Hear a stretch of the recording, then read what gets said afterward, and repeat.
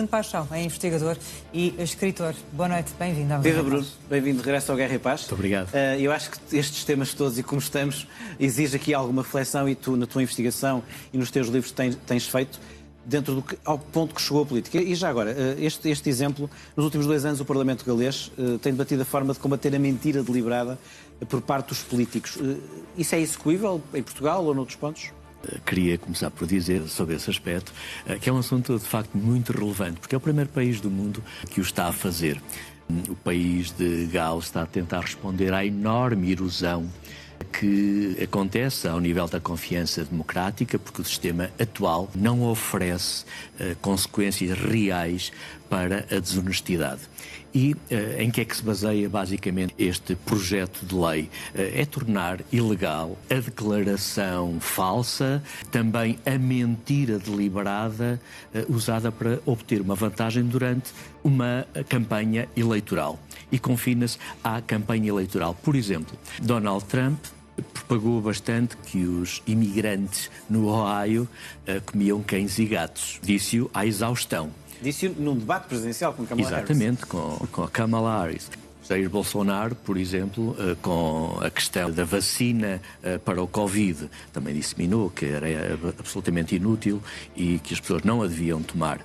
E a consequência foi muitos mortos, milhares de mortos. Ou então o líder do Chega, que também na campanha presidencial associou por desinformação a criminalidade à imigração, quando depois todos os dados vieram a comprovar que isso era falso. Aliás, ao nível da campanha presidencial, a entidade reguladora para a comunicação e a Labcom da Universidade da Beira Interior fizeram um estudo tendo por base 8.000 posts nas redes sociais. 88,5% estavam atribuídas ao líder do Chega, André Ventura. O que é que isto impacta? Li há pouco tempo um artigo de opinião do Stephen Clear, que é um professor universitário do país de Gales, no The Conversation, e ele dizia uma coisa muito acertada, que é: os políticos de facto têm um impacto real na vida dos cidadãos, na vida da sua comunidade. E, como em todas as outras profissões, como a de jornalista, a de médico, a de advogado ou de instituições financeiras, têm um dever com a verdade e, portanto, têm sanções caso não cumpram a verdade, seja ela a verdade factual, deontológica, etc. Por que razão é que os políticos também não haveriam de ter? E, de facto, esta é uma exceção estranhíssima neste aspecto. Quais são os problemas que esta proposta apresenta? Bom, não é tudo fácil, por isso é que ela está a ser discutida há 2 anos, chegou agora ao Parlamento do país de Gales, porque, em primeiro lugar, ela confina-se apenas ao período eleitoral, que deixa um pouco à deriva todo o resto da ação dos políticos. Depois, há quem defenda também que constranger um político à verdade e não o deixar mentir pode restringir a sua liberdade de expressão. E, portanto, esta é também uma condição que às vezes é apontada. Mas depois ainda há 2, mais no plano jurídico. Entregar aos juízes a intromissão política de julgarem aquilo que é verdadeiro. Esse julgamento não deve ser dos eleitores? Esta é uma reflexão que todos temos que fazer. Quando chegamos a este ponto em que é preciso que o direito venha cumprir um lugar que devia ser a moralidade da sociedade, alguma coisa está muito mal. E para além de que, também neste aspecto jurídico, vamos ver como é que se prova juridicamente que alguém mentiu propositadamente. Claro. Não é fácil, fazer este... Deixa-me perguntar-te, e enquanto isso pedia a RG que recuperassem precisamente o post de Trump a olhar para a Groenlândia, porque tem a ver com a pergunta que eu vou fazer. Obrigado.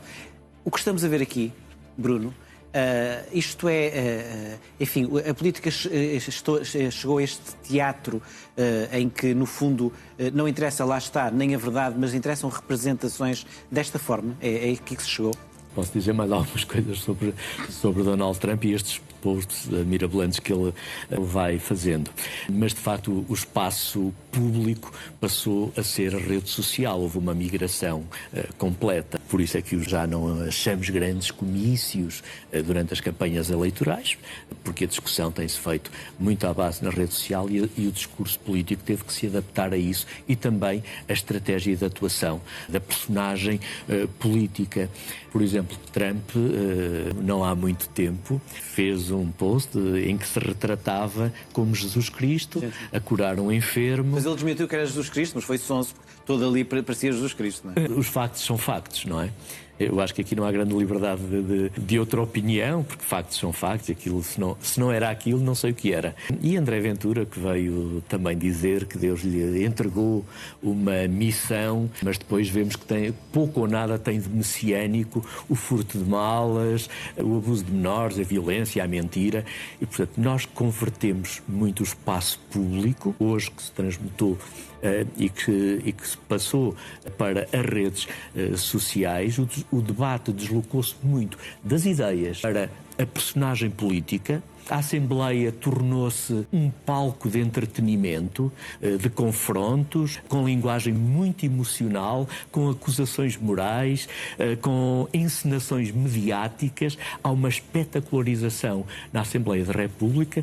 Veja-se, ainda agora no 25 de Abril, houve um deputado que, sabendo que estava a ser amplamente filmado, se virou de costas para a mesa, em desacordo com o discurso do Presidente da Assembleia da República, mas enfim, também estava na mesa o Presidente da República. Ele alegou que não interrompeu. Ao menos não interrompeu, outros interrompem, não é? Mas sim, foi o que ele alegou, não estou a dizer. Mas isto não é espetacularização da política, claro. E não sei o que é. Tal como as tarjas que o Chega colocou na fachada da Assembleia da República, quando de um debate para a votação do Orçamento de Estado, ou o abandono do plenário por parte de deputados diversos. Isto traduz, no fundo, uma espetacularização, uma procura quase sôfrega por aparecer e também pelo reconhecimento público que é feito a partir daqui, das redes sociais. Bruno, nós já temos muito pouco tempo, mas eu gostaria de ouvi-lo sobre aquilo que aconteceu esta sexta-feira no Parlamento, porque foi aprovada a reforma do Tribunal de Contas, ou seja, uma das medidas é que isenta o visto prévio para contratos públicos até 10 milhões de euros. Qual é a posição que tem sobre isto?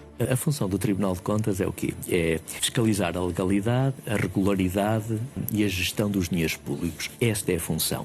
Até aqui existe um mecanismo, enfim, com grande proveito para a cidadania coletiva, para o Estado, que é uma fiscalização prévia. O que é que quer dizer fiscalização prévia?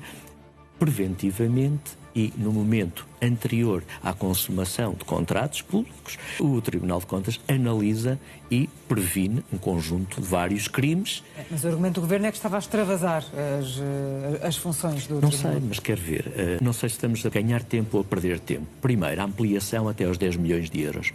Sem uma prévia análise, eu acho que é muito perniciosa e perigosa, porque os problemas virão depois.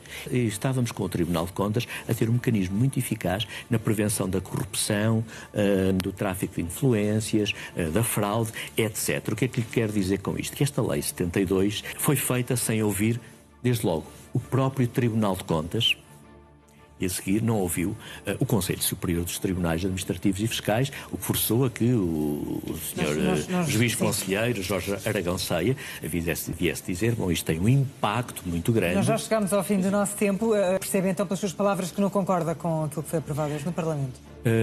Disse que é pernicioso. Não concordo, porque isto vai cair tudo nos tribunais a seguir e não há meios para julgar. Na AIMA tivemos mais 200 mil casos em Lisboa para serem julgados pelo mesmo número de juízes.